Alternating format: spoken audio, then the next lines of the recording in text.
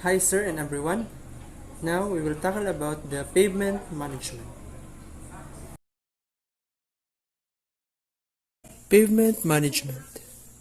The nation's highway system will be required to accommodate increasing numbers of motor vehicles during the coming decades.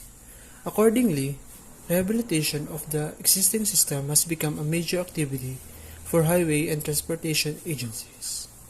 With the nation's interstate highway system completed, the focus is shifting from new construction to maintaining, preserving, and rehabilitating highway assets. Preserving and managing the nation's highway is a challenge, and transportation professionals are investigating tools and techniques to assist in this endeavor. This chapter describes the various approaches for pavement management and the data are required to evaluate pavement condition. Now we will talk about the problems of highway rehabilitation. A major problem that faces highway and transportation agency is that the funds they receive are usually insufficient to adequately repair and rehabilitate every roadway section that deteriorates.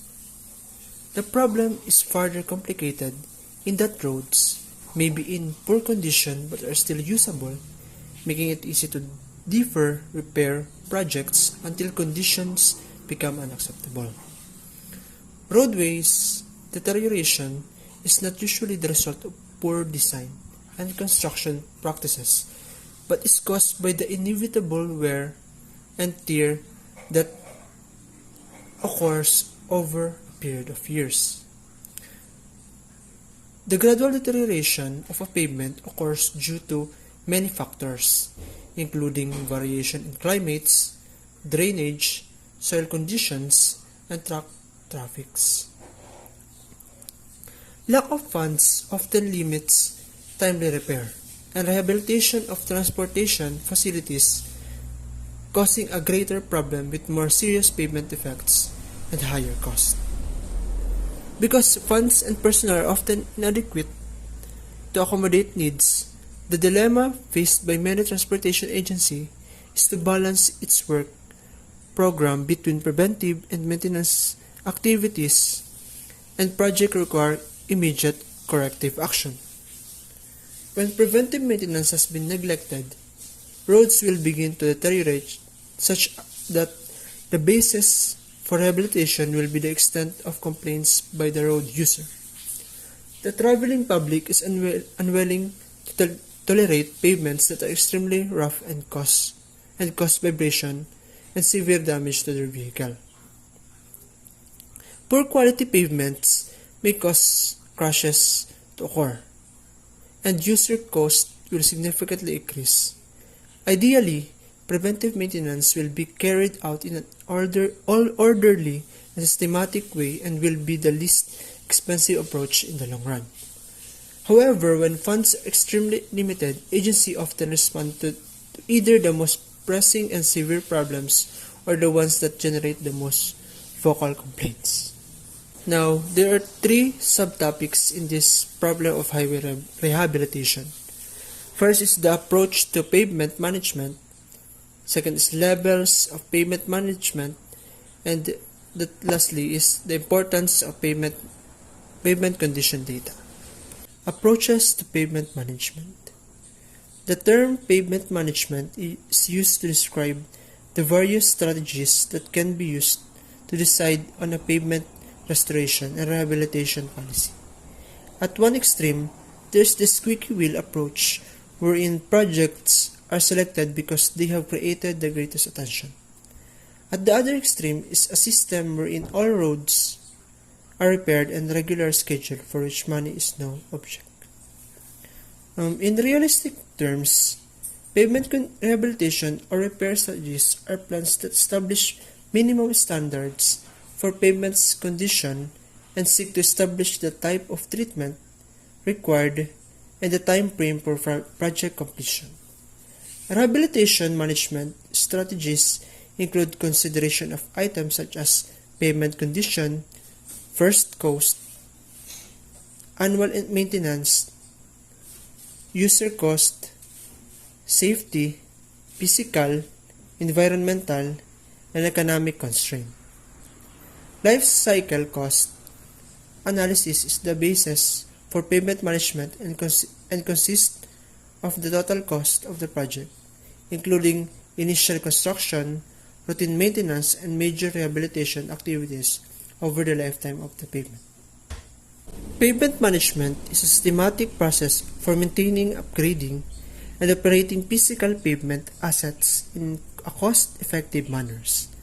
The process combines application of established engineering principles with sound business practices and economic theory, thus assuring an organized and scientific approach to decision making.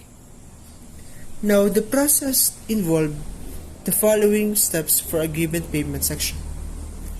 First is the assessment present pavement condition. Second is the predict future condition. The third is conduct an alternatives analysis. And the fourth one is the select an appropriate rehabilitation strategies. The aforementioned process utilizes a computer-driven protocol called the Pavement Management System that consists of the following elements, which is one is an inventory and condition database. Second is the mathematical models to forecast future pavement condition. Third is the procedures for conducting alternative analysis. And the fourth is reporting and visualization tools to facilitate the interpretation and display of results. Now, the next subtopic is the levels of pavement management. As you can see in the picture, that is the total framework for pavement management, which consists of two levels, the network level and the project level. The network level is concerned with the entire highway network and all of the pavement sections that comprise the system. At the network level, the pavement management process is strategic and seeks answers to the question such as, what is the current condition of the pavement network? Second is, what resources in time, material, and personnel will be required to maintain the network at a specific performance standard? Third is, what should be the annual work program to address the most critical needs that reflect available resources. Since the scope is system-wide, appropriate data are less precise than required for a pavement segment analysis. The data used by the network level management process are typically less detailed than those required by the project level process. Now, at the project level, attention is directed toward determining the specific maintenance and or rehabilitation action needed to preserve a specific element or project that has been selected by the network level process. And the next is importance of pavement condition data. The first step in the process of pavement management is to secure data about the condition of each pavement section in the system. Originally, condition data were obtained by visual inspection that established the type, extent, and severity of pavement condition. These inspections were subjective and relied heavily on judgment and experience for determining pavement condition and program priorities. And although such an approach can be appropriate under certain circumstances, possibilities exist for variation among inspectors and experience is not easily transferable. In more recent years, visual ratings have been supplemented with standardized testing equipment to measure pavement roughness, pavement distress, pavement structural condition, and skid resistance. Now, pavement condition data are used for the following purposes. First is the establishing project priorities. What is this? Data on pavement condition are used to establish the relative condition for each pavement and to establish project priorities. There are several methods of data acquisition, and each state selects that combination of measures it considers most appropriate. Now, the second is establishing options. Pavement condition data can be used to develop a long-term rehabilitation program. Data about pavement condition in terms of type, extent, and severity rate are used to determine which available rehabilitation option should be selected. Now the last is forecasting performance. By use of correlations between pavement performance indicators and variables such as traffic loadings, it is possible to predict the likely future condition of any given pavement section. This information is useful for preparing long-range budget estimate of the cost to maintain the high system at a minimum standard of performance or to determine future consequence of various funding levels. The next topic that is under pavement management is the methods for determining roadways condition. Four characteristics of pavement condition used in evaluating pavement rehabilitation needs are: first is the pavement roughness or rideability. The second is the pavement distress or the surface condition.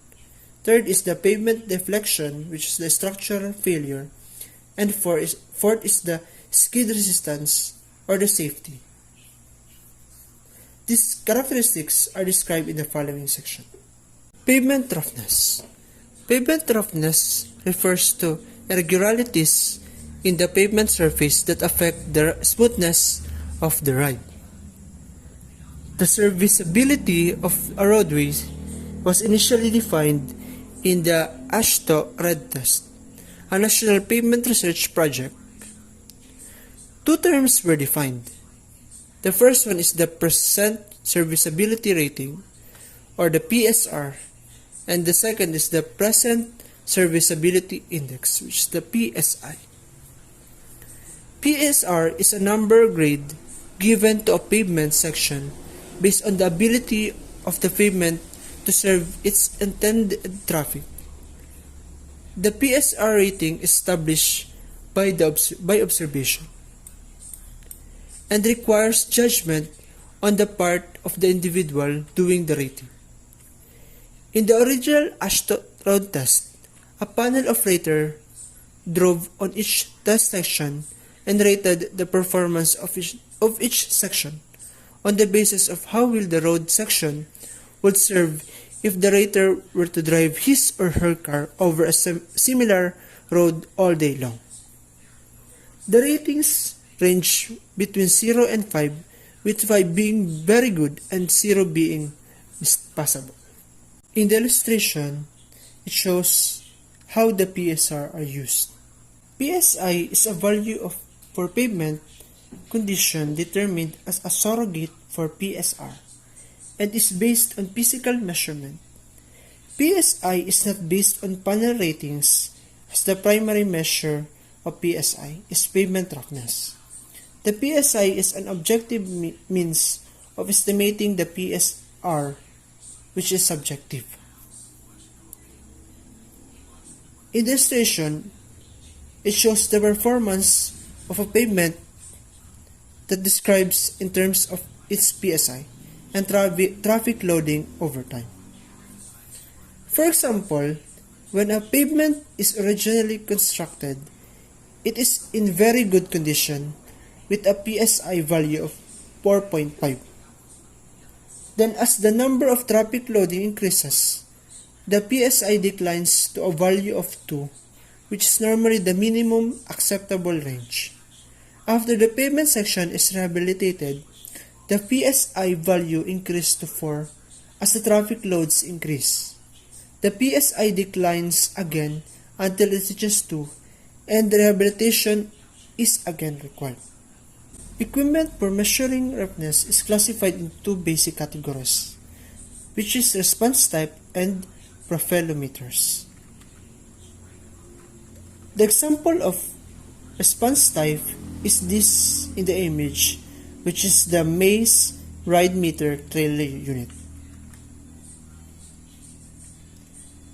The maze ride meter measures the number of inches of vertical movement per mile. The greater the vertical movement, the rougher the road. And now this is the example of surface dynamic profilometer. Profilometers are devices that measure the true profile of the roadway and provide accurate and complete reproduction of the pavement profile. Profilometers also eliminate the needs for the time-consuming and labor-intensive calibration required for response type and equipment performance. Now we will talk about the pavement stress. The term pavement stress refers to the condition of a pavement surface in terms of its general appearance. A perfect pavement is level and has a continuous and unbroken surface. In contrast, a distressed pavement may be fractured, distorted, and disintegrated. These three basic categories of distress can be further subdivided.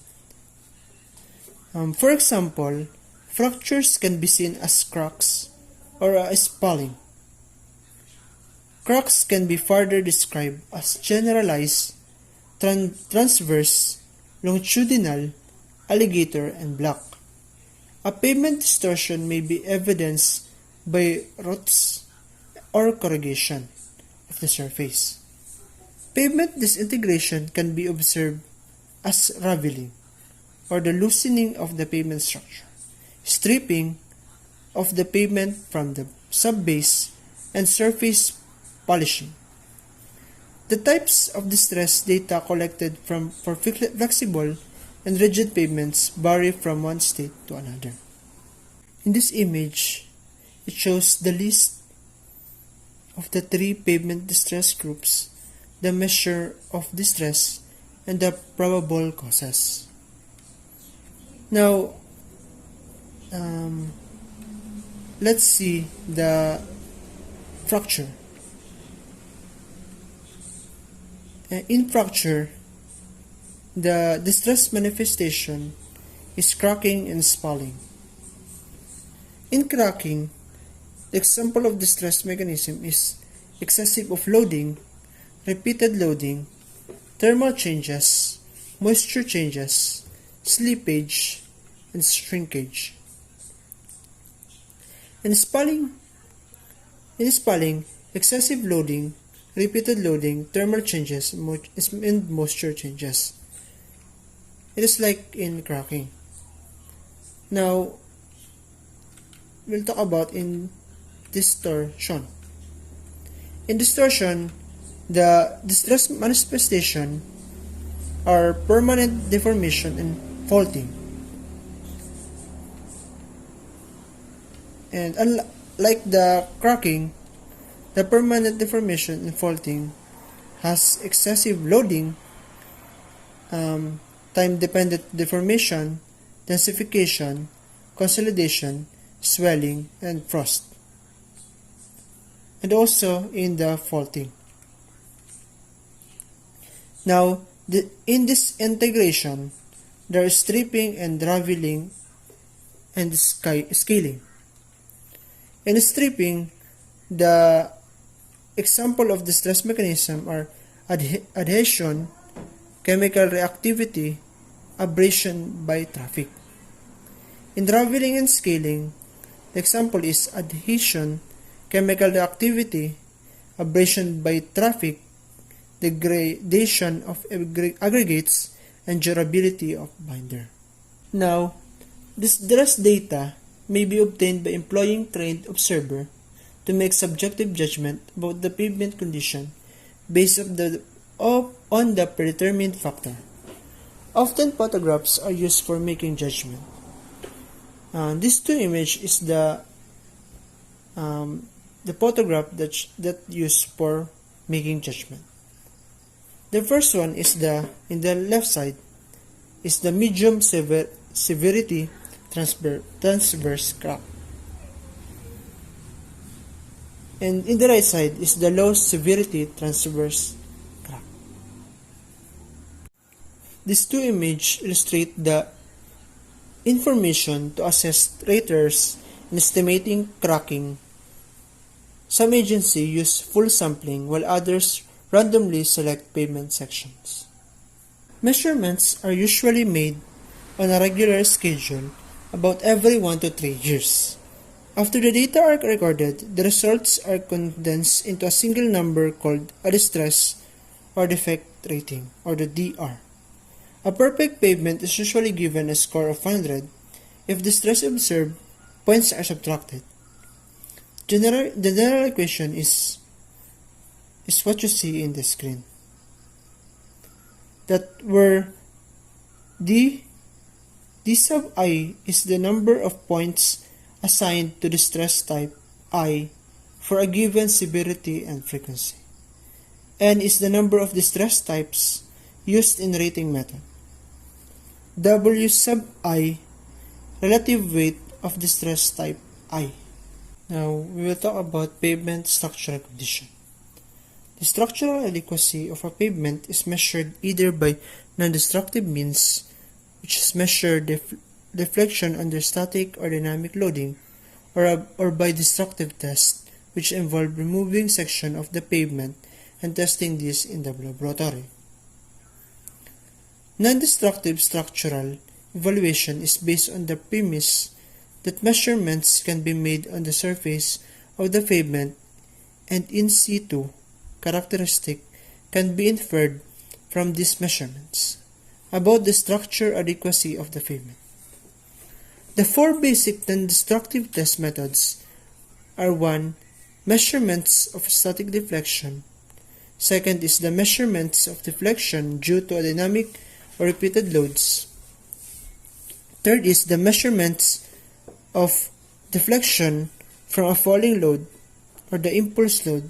And the fourth one is the measurement of density of pavement layers by nuclear radiation used primarily to evaluate individual pavement layers during construction. Deflection data are primarily used for design purposes and not for pavement management. Some states use deflection equipment solely for research and special studies. Now, we will talk about the measuring static deflection. One method for measuring static deflections is the Ben-Kellman beam, which is the simple hand-operated device designed to measure deflection responses of a flexible pavement to a standard wheel load. A probe point is placed between two dual tires, and the motion of the beam is observed on a dial which records the maximum deflection. Other static devices that are used include the traveling deflectometer, the plate bearing test, and the Lacroix deflectograph. Most of these devices are based on the Ben-Kellman beam principle, in which pavement deflection due to a static or slowly moving load are measured manually or by automatic recording devices. Another method for measuring pavement deflection is the Dynaflick. It is shown in the figure. It consists of a dynamic cyclical force generator mounted into wheel trailer, a control unit, a sensor assembly, and a sensor calibration unit. The system provides rapid and precise measurement of roadways deflections, which in this test are caused by the force generated by the unbalanced flywheels rotating in the opposite direction. A vertical force of 1,000 pounds is produced at the loading wheels, and deflections are measured at 5 points on the pavement surface located 1 feet apart. Now, most states use falling load type equipment, or referred to as falling weight deflectors. The example is that image. because forces impulse created by a falling load more closely resemble the pulse created by a moving load that can created by either the vibratory or static load devices. In the illustration, it illustrates the basic principle of a falling weight deflectometer. Variation in the applied load may be achieved by altering either the magnitude of a mass or the height of a drop. Vertical peak deflection are measured by the FWD in the center of the loading plate and at varying distance away from the plate to draw what are known as deflection basins. Now we will talk about skid resistance. Skid resistance data are collected to monitor and evaluate the effectiveness of a pavement in preventing or reducing skid-related accident. Skid data are used by highway agency to identify pavement section with low skid resistance, to develop priorities for rehabilitation, and to evaluate the effectiveness of various pavement mixtures and surface types. The coefficient of sliding friction between a tire and a pavement depends on a factor such as a weather condition, pavement texture, tire condition, and speed. Since skidding characteristics are not solely depending on the pavement condition, it is necessary to standardize testing procedure and in this way eliminate all factor but the pavement. The basic formula for friction factor F is what you see in the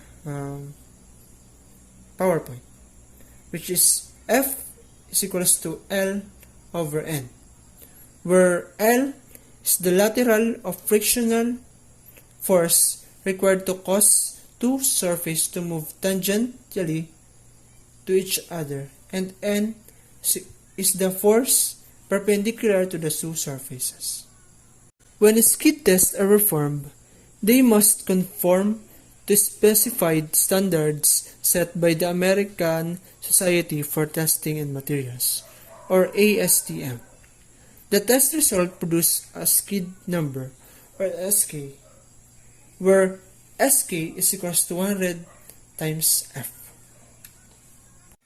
The SK is usually obtained by measuring the forces obtained with a towed trailer riding on a wet pavement equipped with standardized tires. The principal methods of testing is just like in the image, which is the locked wheel trailers. The next subtopic of pavement management is the pavement condition prediction. Under this topic is the deterministic models and the probabilistic models. Deterministic models. As you can see in the image, that is the example of deterministic models. Many states accumulate pavement stress data for specific roadway sections. As is expected with aging of the pavement, the stress rating will decrease. In that illustration, it illustrates the variation in pavement condition, or PCR, versus age for pavements in the state of Washington. Note that there is a wide range of results which suggests that a pavement model should only be used in circumstances similar to those which existed when the data were collected. Prediction models can be used to predict future pavement condition, information that is required to determine appropriate rehabilitation programs. A variation of approach have been proposed to develop regression-based prediction models. Two of these approaches are presented: family-based and multiple regression. Family-based prediction models. This approach is referred to as a family-based because different pavement sections are segmented into groups or families in such a manner that all pavement sections in a specific group or family have similar deterioration trend characteristic. This technique is used for the prediction model in MicroPaver, a pavement management software package developed by the U.S. Army Corps of Engineers. MicroPaver generates a data file that includes pavement section, identification, age, and pavement condition index, or PCI. The MicroPaver model is expressed as follows. As you can see in the slides, that is how the MicroPaver model is expressed, which is the P of X is the pavement condition index, or the PSI, and the X is the pavement age in years, and the A sub 0, 1, 2, 3, 4 is the constants. Multiple regression prediction models. In contrast to family-based prediction models, which relate an element's condition index to a single independent variable, multiple regression prediction models relate the pavement condition index for a given highway section to several factors that affect deterioration, such as age, usage level, climatic and environmental condition, structural strength, and construction materials.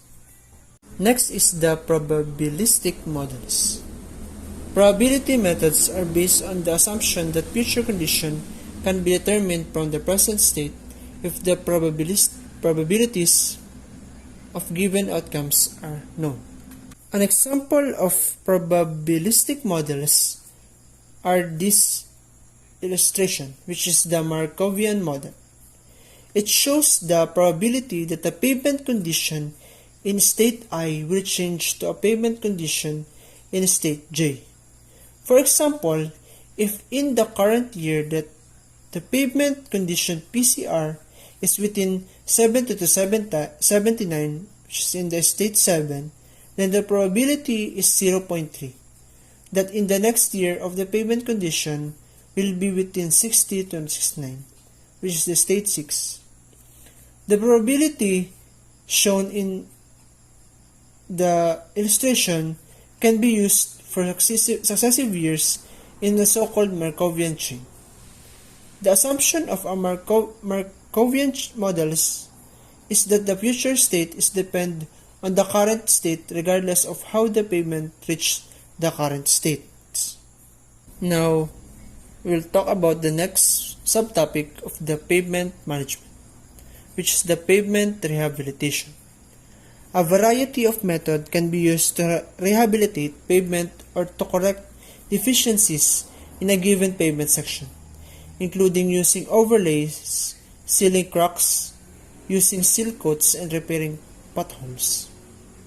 The topics under pavement rehabilitation are rehabilitation technique and strategies, alternatives for repair and rehabilitation, expert system as a tool to select maintenance and rehabilitation strategies. Rehabilitation techniques and strategies. Rehabilitation techniques are classified as first, which is corrective, which involves the permanent or temporary repair of deficiencies on an as-needed basis.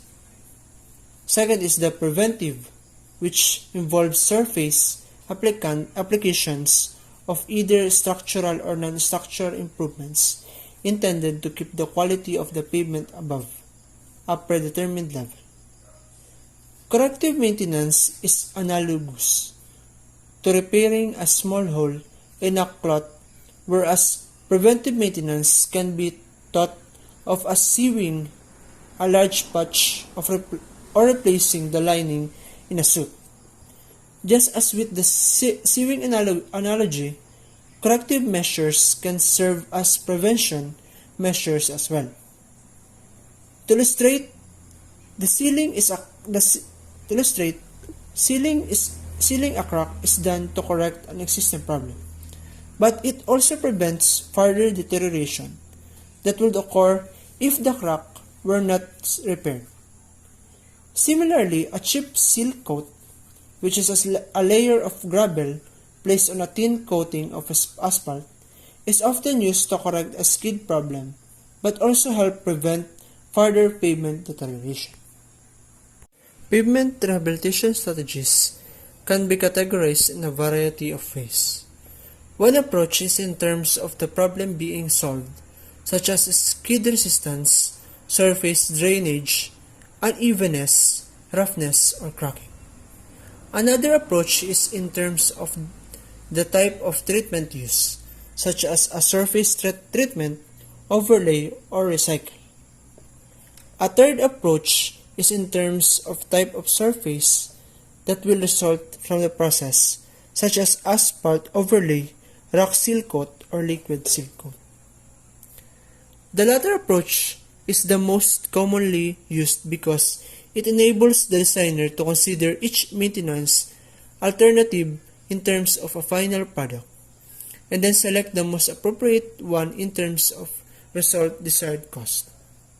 Now we will talk about the alternatives for repair and rehabilitation.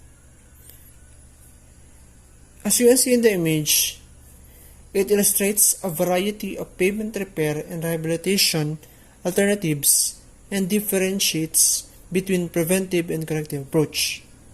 For example, preventive strategy for pavement surface include fog seal asphalt, rejuvenators, joint sealing, seal coats with aggregates, and a thin blanket. This figure is provided to assist understanding the purpose for which a given treatment is intended. There are a variety of pavement rehabilitation techniques for both flexible and rigid pavements, and they may be corrective or preventive depending on the circumstances. For example, patching is always considered to be corrective and can be effective if properly done. Many patching materials are available. At the other extreme, overlays are both corrective and preventive, and considered to be an effective technique. Surface treatment can be either preventive or corrective, and are considered an effective means of maintaining roads on a regular basis. Another method of describing pavement rehabilitation alternatives is to identify deficiencies and select the most appropriate treatment. If the stress type are known in terms of severity, and if the repair is considered temporarily or permanent, then a repair strategy can be seen. For example, for flexible pavement, alligator cracking is repaired by removal and replacement of the surface course, by permanent patching or scarifying and mixing the materials with asphalt. Now, we'll talk about the expert systems as a tool to select maintenance and rehabilitation strategies. Expert systems, a branch of artificial intelligence, can be used in the selection of maintenance and rehabilitation strategies. Expert systems, or ES, are computer models that exhibit within a specific domain a degree of expertise in problem solving that is comparable to that of a human being. The knowledge required to build the expert system is obtained by interviewing pavement engineers who have a long experience and knowledge about pavement management. The acquired knowledge is stored in the expert system, which can then be used to recommend appropriate maintenance or rehabilitation strategies. Since the information is stored in a computer, knowledge-based diagnostic advice is available to those users who may not be as experienced. Next topic that is under pavement management is the pavement rehabilitation programming. In the previous section, we described how pavement condition is measured and discussed, the alternatives and strategies available to repair and rehabilitate this surface. In this section, we describe the process used to decide upon a specific program for rehabilitation. This requires decision about the type of repair or restoration technique that should be used for a given pavement section and about the timing of the project. These decisions consider the design life of the pavement, the cost and benefits of the project, and the other physical and environmental conditions. Transportation agencies use various methods for selecting a program pavement rehabilitation. According to the AASHTO guidelines for pavement management systems, analysis techniques are divided into three main groups, which is the condition assessment, priority assessment, and the optimization.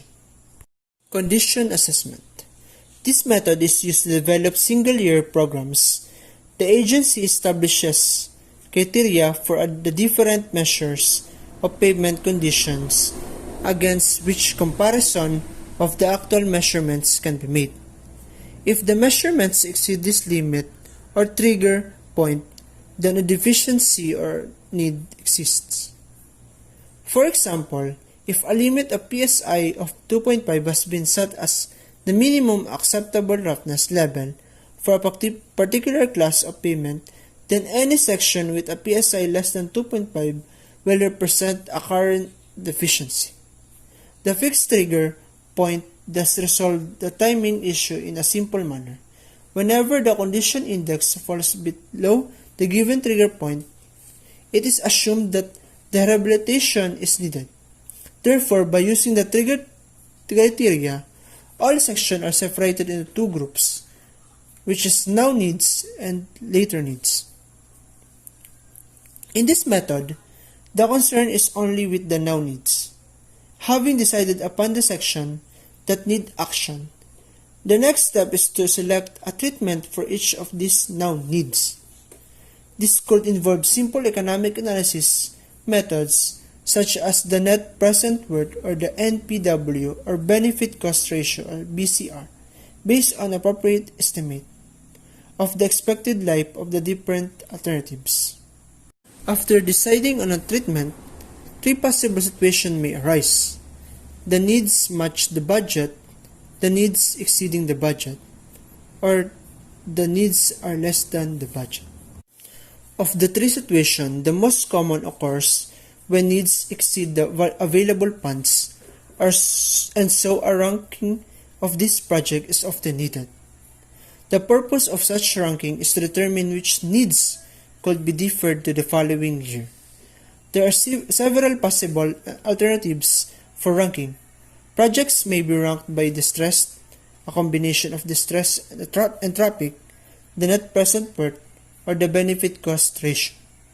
Sections are then selected until the budget is exhausted. The rational factorial ranking method, or FRM, is an example of a ranking method. It uses a priority index that combines climatic condition, traffic, roughness, and distress.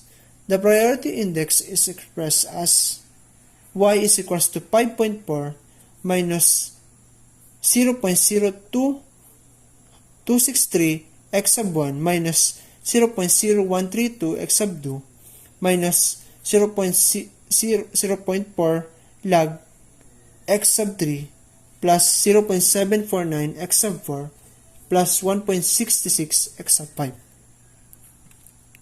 where y is the priority index ranging from 1 to 10, with the representing very poor and 10 representing excellent. Thus, a low value indicates a pavement has a high priority for treatment. X sub 1, which is the average rainfall, and X sub 2 is the piz and tow. X sub 3 is the traffic. X sub 4 is the present serviceability index, and the X sub 5 is the distress subjective number between -1 and -2, +1. Now we will talk about the priority assessment model. Priority assessment is used to develop multi-year programs, an extension of a single-year model described. It addresses the question of when the later needs are to be addressed and what action is required. To use this method, performance prediction models are required. For developing multi-year programs using ranking methods, either fixed trigger point or variable trigger point methods are used. Now, trigger point ranking. Models are used to predict when each road section will reach each trigger point. That is, instead of separating the network into two groups, present needs and later needs, this method separates the pavement section into, say, 6 groups according to the year where action will be needed. In the image, that is called the fixed trigger point method. It is the process from this point is essential, the same as the previous method, except that more accurate economic analysis is possible as a result of the availability of prediction models. Next, this one is called the variable trigger point. It is based on economic analysis model to establish the type of treatment as well as the timing. The advantage of using this method is that timing and treatment selection decisions are made simultaneously instead of being treated as two distinct stages in a sequential process, as was the case with the previous methods. Now we will talk about the near optimization methods. Near optimization methods are based on a heuristic approach which can yield good result in most cases. The marginal cost effectiveness method illustrates near optimization methods that have been widely applied. For this method, the cost effectiveness of various combination of highway system, project, section, maintenance, or rehabilitation strategies and their timing are computed. Effectiveness is estimated by computing the area under the condition prediction model between the curve and the established critical value for highway condition. Effectiveness is calculated for a planning horizon. Example, 10 years. Areas above the critical value are positive. Those below the critical value are negative. The net area is multiplied by the section length and the average annual daily traffic, or AADT. The result is a measure of the effectiveness of the maintenance of or rehabilitation strategy being considered. In the illustration shows the calculating the effectiveness of maintenance and rehabilitation strategies. The value of effectiveness is computed as the shaded area to the right of the rehabilitation strategy minus the shaded area to the left, then multiplied by the traffic volume and by the length of the transportation element, just like shown in the below the figure. The cost of maintenance or rehabilitation project includes the most materials and construction on a in-place quantity basis such as dollar per mile. And user costs include delays and additional vehicle operating costs incurred during construction. Cost effectiveness of a given project is computed as effectiveness ratio is equals to effectiveness over cost. The following steps are used to compute the marginal cost effectiveness. Step 1. For each highway section, select the combination of treatment alternative and year with the highest EC ratio. Step 2. Compute the marginal cost effectiveness MCE of all other strategies, which example is the combination of other treatment and other timing for each element, as MCE is equals to E sub S minus E sub R over the quantity of C sub S minus C sub R, where E sub S is effectiveness of the selected combination and E sub R are the effectiveness of the combination being compared. C sub S is the cost of the combination selected, and C sub R is the cost of the combination being compared. Step 3. If MCE is negative, or if E sub R is less than E sub S, then the comparative strategy is removed from further consideration. If not, it replaces the selected combination. Step 4. Repeat the comparison process until the total cost of selected projects utilize the funding available.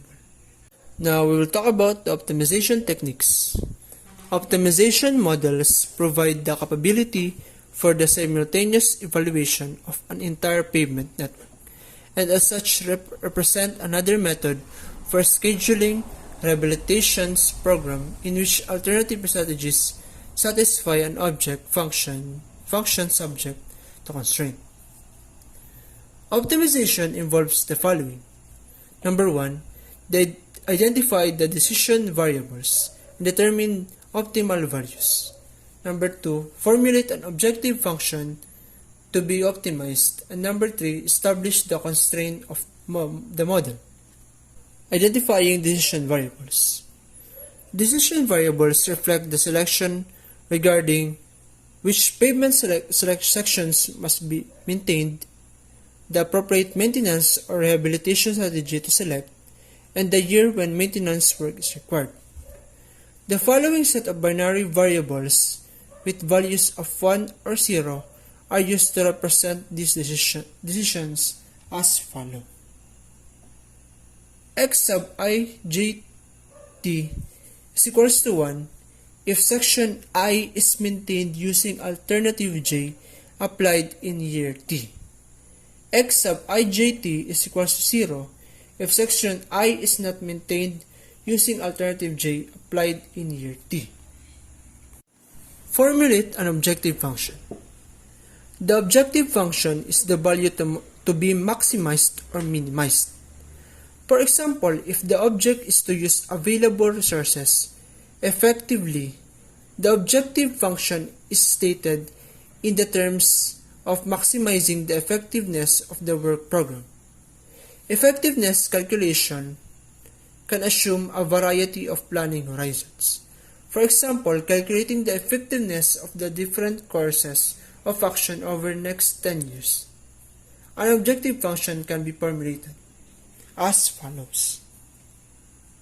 And that is what you see, the image that you see in the slide, where x sub I j t is the binary decision variable and the b sub I j t is the effectiveness of maintenance strategy j for highway section I in year t, calculated using the appropriate prediction curve.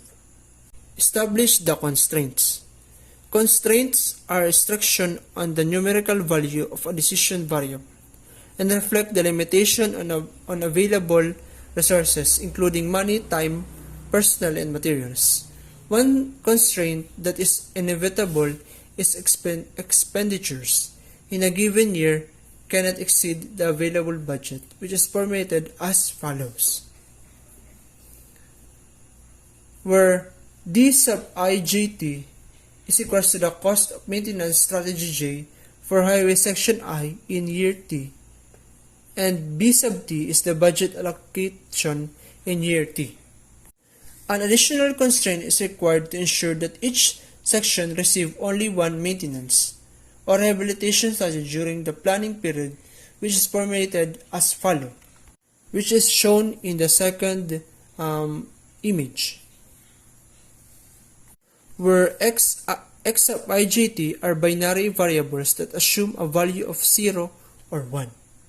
The equation in formulate an objective function through the additional constraint formula can be combined to optimize the total present value of M highway improvement project with k different maintenance strategies and a planning horizon of t years, which is formulated as follows.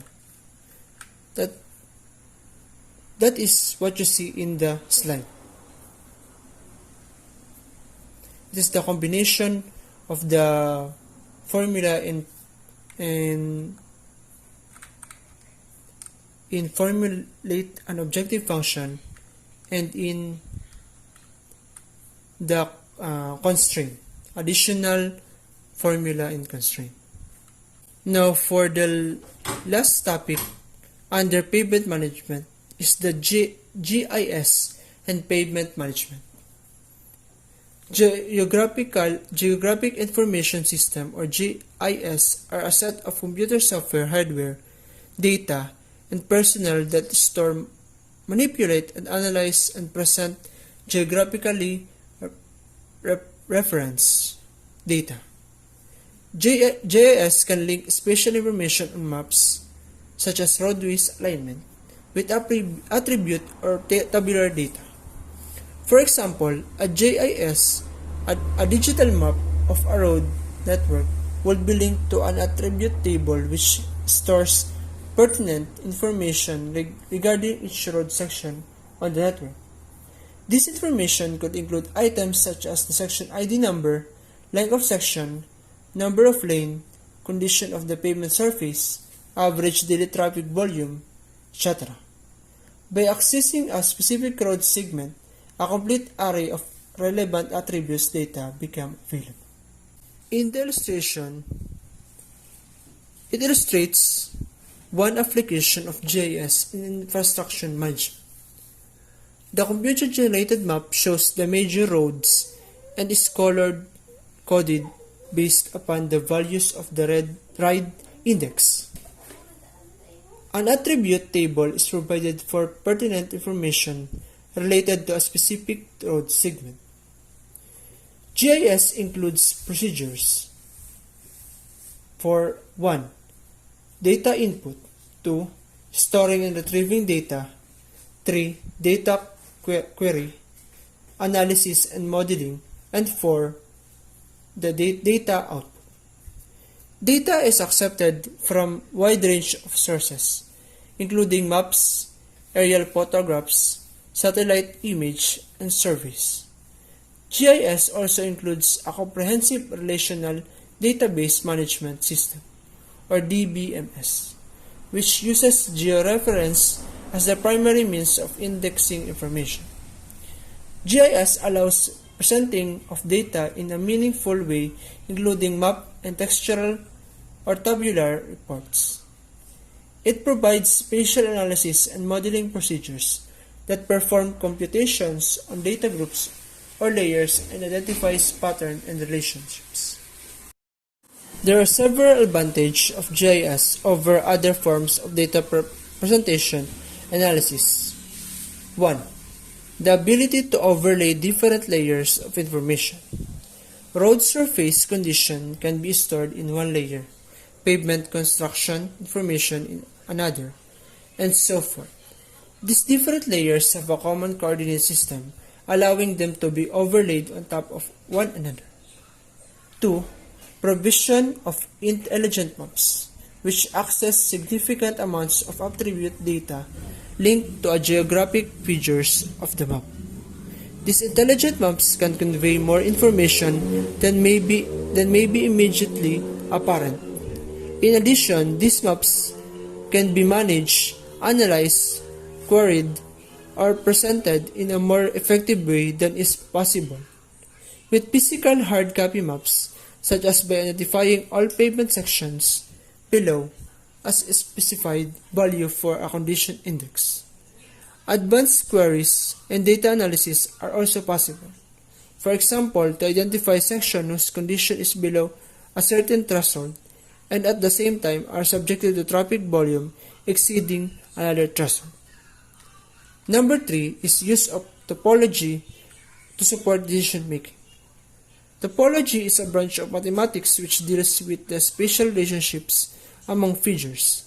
It identifies figures that are within a certain distance from another figure, or figures totally within another figures, including one that are adjacent to one another, and so forth. This function can greatly support the decision-making capabilities of a pavement management system for a wide range of applications, including the ability to coordinate the work schedules of different components of subsystems of highway systems. And that's all for the pavement management. Thank you.